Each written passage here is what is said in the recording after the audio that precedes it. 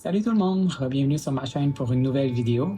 Aujourd'hui, j'ai pensé faire un résumé de mon historique avec la perte et la prise de poids pour ensuite parler des démarches que j'ai faites, les tests que j'ai passés et de mon expérience avec la chirurgie elle-même.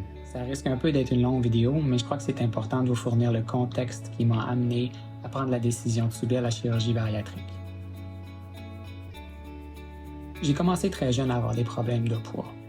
Au début, j'étais juste un peu joufflu, mais à mesure que je grandissais et que mes différences commençaient à se manifester, les choses n'ont pas évolué dans la bonne direction. C'était d'autant plus exacerbé par le fait que j'étais jugé et harcelé dans ma ville natale.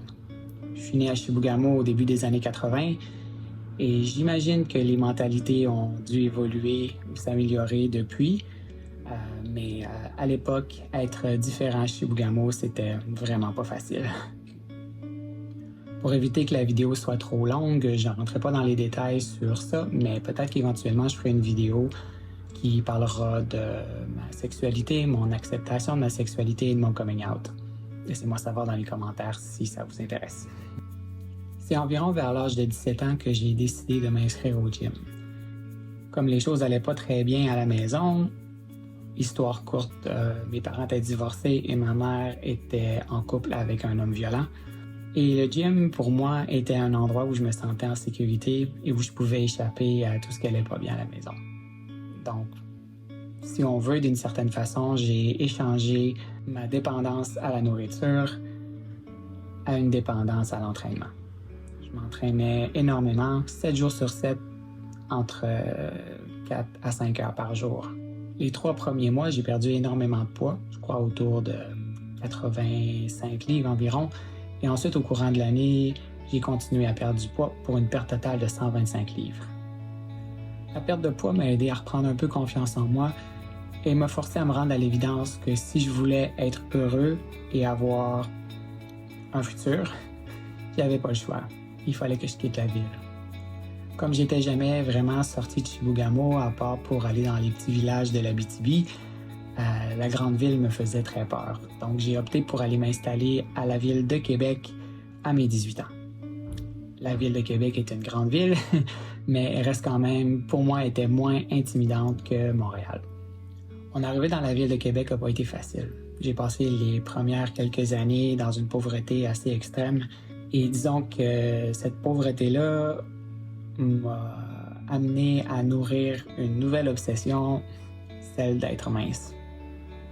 J'étais traité tellement différemment étant mince que j'en suis venu à développer une sorte de lubie, si on veut, qui associait ma valeur intrinsique à être mince. C'est-à-dire, si j'étais pas mince, je valais rien. J'en suis même venu à frôler l'anorexie, passant des jours sans manger pour ensuite binger dans la nourriture parce que j'avais juste trop faim. C'est même allé jusqu'à presque perdre connaissance dans un bar parce que j'avais pas mangé depuis 2 ou 3 jours, je crois. Heureusement, à l'époque, comme j'étais pauvre, mes binges étaient pas très gros parce que je pouvais pas me permettre d'avoir beaucoup de nourriture. Donc, l'impact sur mon poids était pas énorme. Mais je voyais quand même un certain yo-yo. Donc, je mangeais pas pendant plusieurs jours, je maigrissais, ensuite je bingeais, je réengraissais, et ainsi de suite, sans arrêt. C'est quand ma situation est enfin passée de pauvreté extrême à genre salaire minimum, qui est quand même sous-seuil de la pauvreté, mais au moins on peut se permettre de manger à tous les jours. C'est là que je me suis mis à avoir des binges un peu plus importants et que le combat avec mon poids était de plus en plus difficile. À chaque fois que je réengraissais, c'était toujours un petit peu plus. 5 ans après mon arrivée à Québec, j'ai décidé finalement d'aller m'installer à Montréal, où je vis toujours présentement. À mesure que ma situation financière s'améliorait, mes binges prenaient de plus en plus d'ampleur. J'étais tout le temps affamé. Les seuls moments où je me sentais vraiment rassasié, c'est quand je mangeais des quantités gigantesques de nourriture.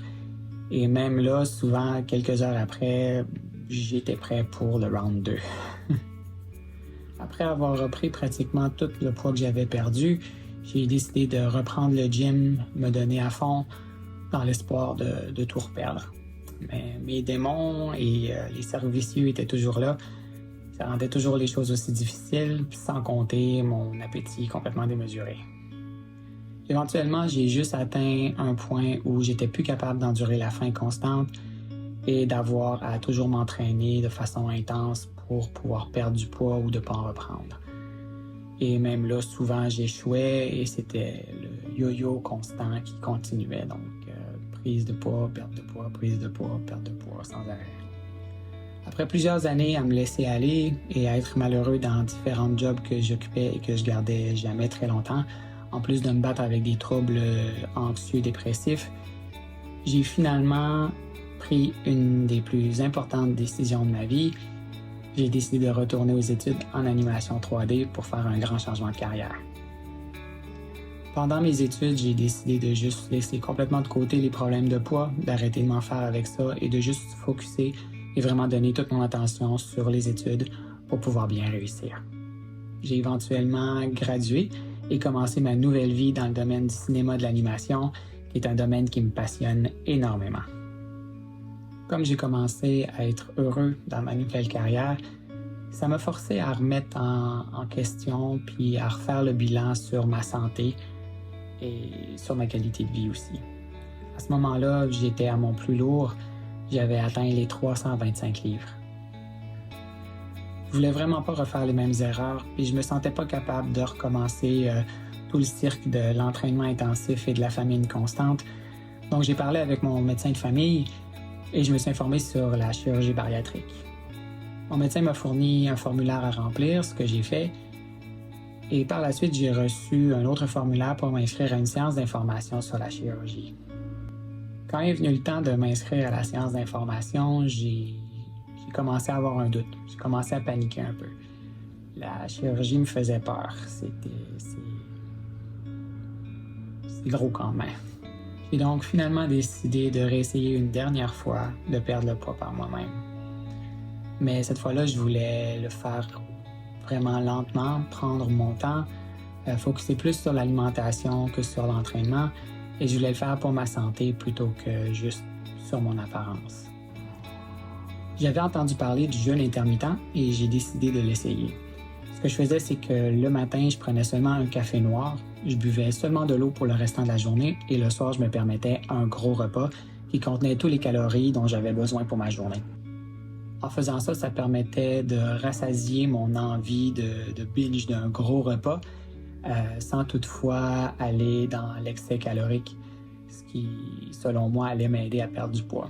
Évidemment, j'essayais d'avoir principalement des protéines pour me sentir le plus rassasié possible et d'avoir des aliments sains aussi.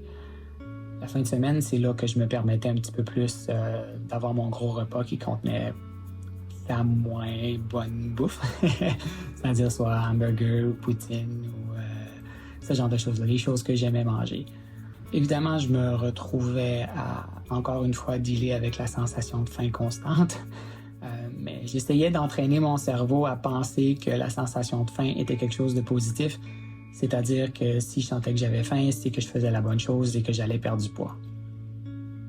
C'était pas très sain comme façon de penser, mettons. J'ai été capable de maintenir ça pendant environ 2 ans. Pendant ces 2 années-là, je perdais tranquillement du poids et j'ai au total perdu, je crois, aux alentours de 96 livres, ce qui m'a amené jusqu'à mon plus bas à ce moment-là, qui était de 235 livres. En 2020, je commençais à avoir de la difficulté à continuer de faire le jeûne intermittent. La sensation de faim constante commençait vraiment à jouer sur mon moral et plus ça allait, plus mes cheat meals de malbouffe passaient de juste le week-end, mais s'étalaient de plus en plus durant la semaine. Donc je commençais à vaciller, j'avais du mal, je ressentais de la frustration de devoir toujours avoir faim, de jamais être bien rassasié, juste pour être normal dans le fond. De mon point de vue, j'avais l'impression que les gens autour de moi mangeaient comme ils voulaient, qu'ils n'avaient pas de problème. Évidemment, je voyais pas les choses très clairement. Et puis c'est à ce moment-là qu'est tombé le coup de grâce. Donc on sait tout ce qui s'est passé en 2020. Le mot qu'on peut pas dire sur YouTube si on veut que nos vidéos soient vues, mais ça rime avec schmandémie. Et pendant cette période-là, surtout dans les débuts, je me suis retrouvé en isolation totale. Déjà, je vivais seul, j'étais célibataire. Et donc, les seuls contacts humains que j'avais, c'était de parler sur Zoom avec mes collègues de travail. Et évidemment, cette isolation-là a fait ressortir mes problèmes d'anxiété fois 100. Donc, c'en était rendu où j'étais plus capable de sortir de la maison, même pour aller chercher le courrier à la boîte à courrier en bas dans mon bloc appartement. Évidemment, ma façon de dealer avec la solitude et l'anxiété, ça a été de me réfugier dans la nourriture. Et maintenant, pas mal tous mes repas, des gros repas, étaient maintenant de la malbouffe à tous les jours. Et je comptais même pas toutes les grignotines qu'il y avait autour de mes gros repas. En moins d'1 an, j'ai repris tout mon poids et je me suis retrouvé à 321 livres à la fin de la première année de la schmandémie. J'ai également commencé à avoir des gros problèmes de santé, en plus des problèmes de dos et de genoux que j'avais déjà. Je me suis mis à avoir des problèmes de palpitations cardiaques et des gros problèmes de reflux gastrique et de brûlement d'estomac. Pratiquement à toutes les nuits, je me réveillais en sursaut, en train d'étouffer parce que le reflux gastrique me brûlait la gorge. Ça me prenait énormément de temps à reprendre mon souffle. Je devais me gargariser avec de l'eau ou du rince-bouche et c'était très long avant de pouvoir recommencer à respirer. Et évidemment, comme je me réveillais en panique, le cœur me débattait et c'était extrêmement désagréable et ça faisait très peur. J'avais vraiment l'impression qu'à un moment donné, j'allais juste pas me réveiller. Donc rendu là, je me suis rendu à l'évidence. Il fallait reconsidérer la chirurgie bariatrique. Je pense que c'était ma meilleure option. J'ai donc fait une recherche Google, rempli les formulaires online et j'ai finalement reçu un email de confirmation d'inscription à la liste d'attente pour la chirurgie, mais ça disait que l'attente était d'au moins minimum 20 mois. C'était pas une option. Je pouvais pas me permettre d'attendre aussi longtemps. Donc, mon autre option, c'était d'aller voir au privé. J'ai refait une autre recherche et puis j'ai trouvé la clinique du docteur Michel Gagné ici à Montréal. Ça disait que les délais d'attente étaient de quelques semaines après avoir été approuvés. J'ai donc rempli les formulaires online et j'ai commencé les démarches. La première étape était une consultation Zoom avec le docteur Al-Moutlaq, qui était la chirurgienne qu'on m'avait assignée à la clinique. La consultation coûtait 300 $.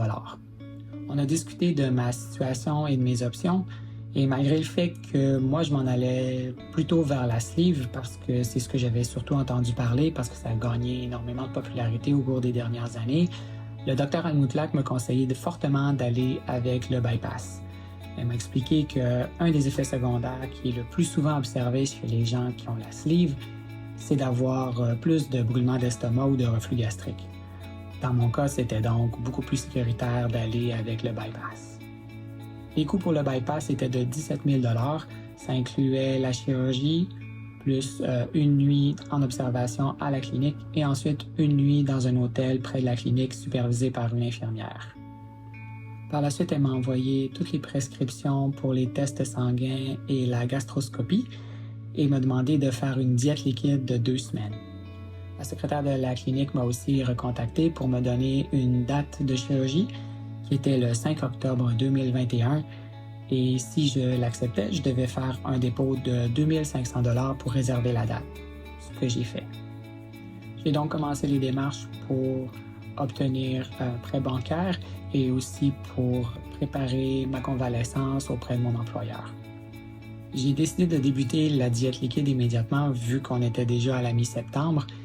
La prescription contenait des boissons protéinées qu'on pouvait commander, mais j'ai décidé d'aller avec les boosts pour diabétiques au chocolat étant donné que je pouvais les acheter moi-même à la pharmacie plutôt que d'avoir à commander. Le but de la diète liquide est de perdre une vingtaine de livres avant l'opération, histoire de rapetisser et amaigrir le foie, parce que le foie est assis sur l'estomac et qui doit être soulevé pendant l'opération pour pouvoir avoir l'accès qu'ils ont besoin. Donc, plus le foie est petit, plus c'est sécuritaire pour le patient et pour la chirurgienne. La nutritionniste de la clinique a également communiqué avec moi à quelques reprises pour me donner toutes les informations sur la diète post-opératoire et m'a également envoyé des livres de recettes spécialement conçus pour les gens qui ont eu une chirurgie bariatrique. Je suis allé passer tous les tests sanguins nécessaires et pour la gastroscopie, la clinique offrait l'option de le faire avec eux pour un montant de 700 $. Le montant incluait un calmant anesthésique pour aider à rendre la chose, disons, un peu moins désagréable.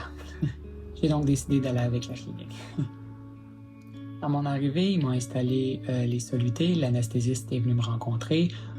Il m'a administré le calmant, ce qui a assez rapidement fait effet. Je suis venu assez loupy, assez vite. Par la suite, on m'a amené dans la salle. Ils m'ont donc couché sur le côté et ont installé dans ma bouche un appareil en plastique pour garder ma bouche ouverte. Puis ensuite, on commençait à insérer le tube et la caméra donc pour aller filmer dans mon estomac. Et je dirais que c'est pas que ça fait mal, c'est pas agréable du tout, mais comme on est stone, on donne moins de résistance, donc c'est moins intense que si on le faisait à froid, disons. C'est pas confortable, mais c'est pas non plus douloureux. C'est un peu flou, mais je me souviens que pendant qu'ils faisaient l'examen, ils avaient l'air d'avoir du mal à passer la caméra après un certain niveau dans mon estomac, mais c'était quand même très vague et je voyais qu'ils faisaient attention pour rien mentionner devant moi. Parce que ces tests-là, les résultats sont toujours dévoilés par le médecin par la suite. Ils font toujours attention de ne pas mentionner rien devant la personne parce qu'ils ne veulent pas inquiéter si jamais c'est quelque chose d'anodin. Par la suite, ils ont retiré le tube et m'ont donné un peu de temps pour tranquillement revenir à moi et je suis rentré à la maison. Je crois que c'est environ 2 jours plus tard que le Dr Almoutlak m'a contacté pour les résultats. Elle a confirmé qu'ils avaient trouvé un problème avec l'estomac. Elle croyait que c'était peut-être un abcès qui causait un blocage. Elle a donc voulu que j'aille passer une radiographie le plus rapidement possible pour s'assurer que les liquides pouvaient quand même bien passer et que ça ne serait pas bloqué. Parce que comme il laisse la partie qui est coupée de l'estomac à l'intérieur, il faut s'assurer que les liquides que l'estomac va continuer de sécréter puissent s'échapper parce que sinon ça pourrait gonfler et éventuellement faire une rupture, ce qui serait très dangereux. On était le 30 septembre à ce moment-là et généralement les délais pour le résultat de ce genre de test-là, ça va jusqu'à 2 semaines. Mais heureusement, il y avait une clinique sans rendez-vous dans le même bâtiment que la clinique médicale. Donc, j'ai pu aller passer le test-là et le docteur Almoutlak connaissait le radiologiste sur place, donc elle a réussi à demander d'avoir les résultats en urgence pour pouvoir permettre de respecter la date de chirurgie du 5 octobre. Le lendemain de la radiographie, le docteur Almoutlak m'a recontacté pour m'expliquer la situation. Donc, ils ont découvert une malformation congénitale de mon estomac, c'est-à-dire que mon estomac était extrêmement long et replié sur lui-même. Donc, c'est un peu comme si j'avais 2 estomacs. Apparemment, c'est une condition qui est très rare. Moi-même, j'en avais jamais entendu parler. Donc, autrement dit, quand je mange, ça remplit la première partie de l'estomac, qui peut ensuite se vide dans la deuxième partie et j'ai encore faim pour continuer à manger et ça fait un cercle vicieux comme ça. Donc, quand elle m'a dit ça, j'ai vite compris pourquoi j'avais toujours eu un appétit absolument démesuré et que ça me prenait autant de nourriture pour être rassasié. Évidemment, je ne mets pas le blâme sur la déformation pour mon obésité morbide à travers ma vie, même si ça rendait les choses beaucoup plus difficiles parce que j'avais un énorme appétit. Les choix de ce que je mangeais restaient les miens. La relation que j'ai développée avec la nourriture, la dépendance à la nourriture, ça reste des problèmes psychologiques avec lesquels j'ai vécu, donc qui ne sont pas nécessairement reliés à la malformation. Donc, pour moi, la malformation a rendu les choses plus difficiles, oui, mais je vais pas utiliser ça comme dire « Ah, c'est pour ça ». Mais disons que d'avoir une raison pourquoi mon appétit était autant démesuré, ça m'a apporté un certain réconfort. Parce que ça m'a comme un peu confirmé que la chirurgie était vraiment la bonne option pour moi. Évidemment est venue la question de savoir si je pouvais quand même avoir la chirurgie. Le docteur Almutlak m'a dit qu'elle n'avait jamais opéré sur un estomac comme le mien. Par contre, elle pouvait demander d'être supervisée par le docteur Michel Gagné, qui lui avait énormément d'années d'expérience, donc étant là pour superviser, elle se sentait plus en confiance pour être sûr que tout se déroule bien pendant l'opération. De mon côté, j'étais prêt à aller de l'avant parce que de toute façon, je savais bien que si je continuais comme j'étais, j'allais probablement pas survivre encore très très longtemps. Ça a donc officialisé le tout et on était prêt pour la chirurgie. Alors le jour de la chirurgie arrive enfin, j'étais nerveux, fébrile, excité. On m'a demandé la veille de me laver avec un savon très doux et sans parfum, de mettre aucune crème hydratante, d'enlever tous mes piercings et de raser ma barbe. Ça, j'étais moins content. Et évidemment d'être à jeun pour l'opération. Donc je suis arrivé à la clinique le matin, on m'a amené dans la salle de repos et j'ai mis mes valises, je me suis changé, mis la jaquette, j'ai rencontré les infirmières. Ensuite, l'anesthésiste est venu me rencontrer également et me préparer pour la chirurgie.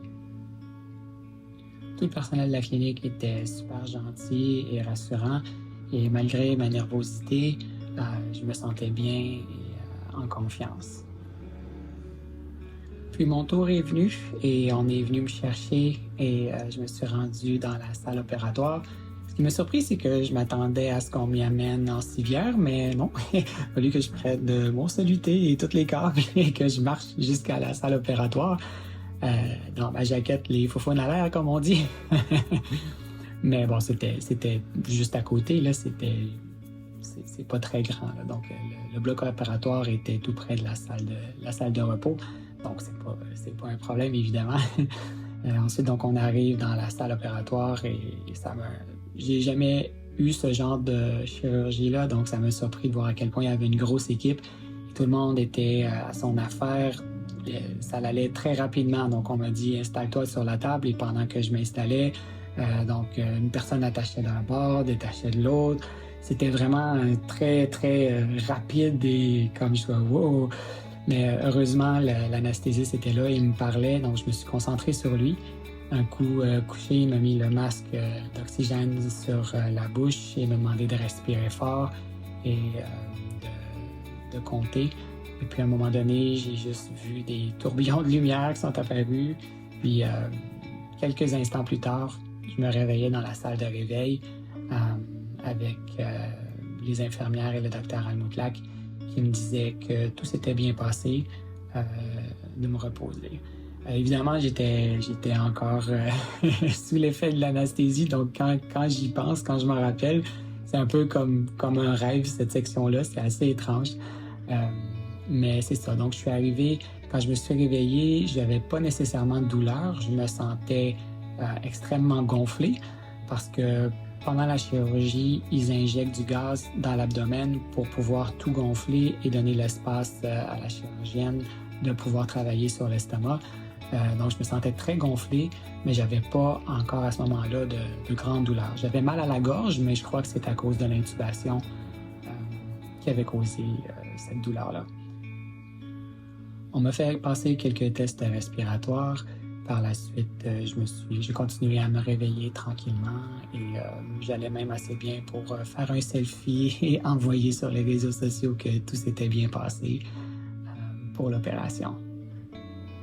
Alors voilà, comme la vidéo est déjà pas mal longue, je vais m'arrêter ici pour aujourd'hui et je vais poursuivre l'aventure dans une prochaine vidéo. J'espère que vous avez aimé. Si c'est le cas, n'hésitez pas à mettre un petit pouce bleu, à vous abonner si ce n'est pas déjà fait. Vous pouvez cliquer la cloche si vous voulez être avisé la prochaine fois que je vais publier une vidéo. Et si vous avez des questions ou même des critiques constructives, n'hésitez pas à les laisser en commentaire. Je tiens à dire un gros merci à tous ceux qui supportent la chaîne, c'est vraiment très apprécié. Et je vous dis à bientôt pour une prochaine vidéo. Bye.